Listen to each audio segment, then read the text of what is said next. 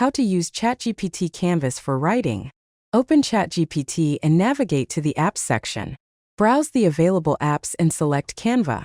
On the Canva app page, click Connect. Sign into your Canva account using your email address and complete the login process. Once connected, you'll be redirected back to ChatGPT. Open the Canva app again and click Start Chat. Upload the photo you'd like to work with.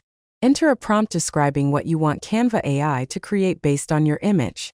For example, you can ask it to generate a social media caption, marketing content, product descriptions, blog post ideas, or other creative text related to your photo.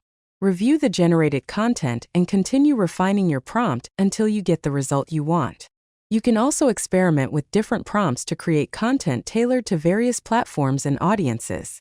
Try asking Canva AI to generate alternative versions, adjust the tone of voice, create hashtags, write ad copy, or develop complete content strategies based on your image.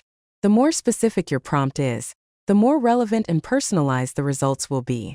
Continue exploring different creative possibilities to maximize the value of your content and streamline your workflow.